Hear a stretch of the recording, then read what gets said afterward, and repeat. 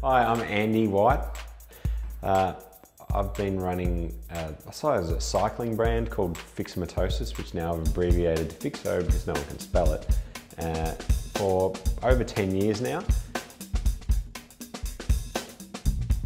The reason that I did start taking a camera was in London, and I'd been working as a bike courier not very long, and I was riding down Tottenham Court Road and I saw a double-decker bus on fire.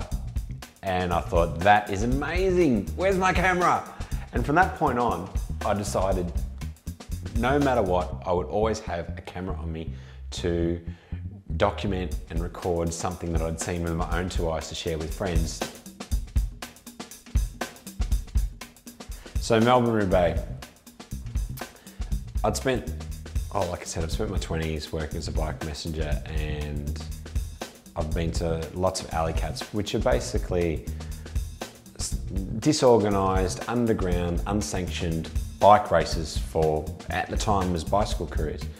And they're all variations of a similar thing where you have checkpoints, and speed and navigation was what generally the winner had the most of.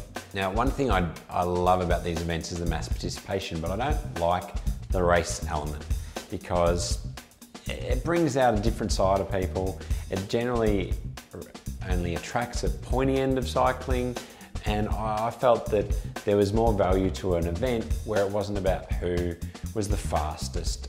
I quite like the idea of rewarding the silliest person, or the most flamboyant, or someone who'd crashed and made them feel better about themselves. So the first Melbourn Roobaix, really, I had no idea it would be successful.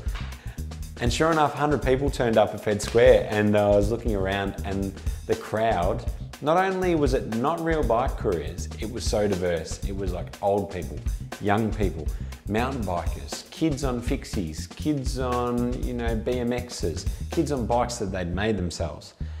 And like I said, I got more out of it just seeing this mad canvas of cyclists. So that was the first one.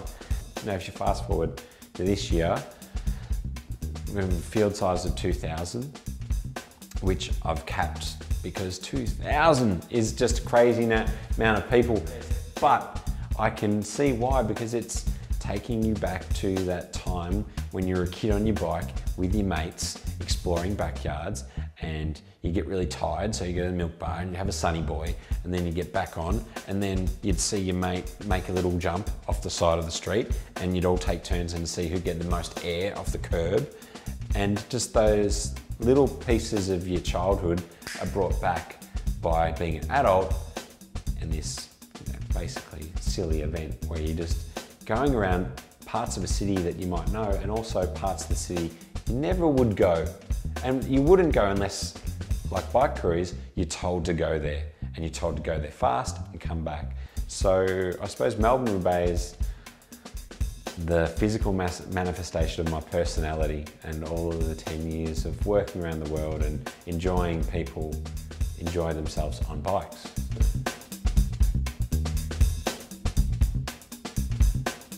Anyway, one particular day I was out training, and my front wheel came out from beneath me and I broke my neck.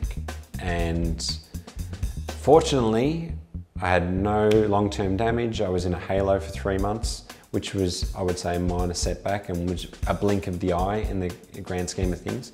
But it did change my appreciation for able-bodied people, for my family, and also how time-consuming cycling is, and it was kind of selfish. So that part of me, that wannabe racer, that kind of died on that hill there, and I suppose the blog and everything else I did flourished because I just had perspective.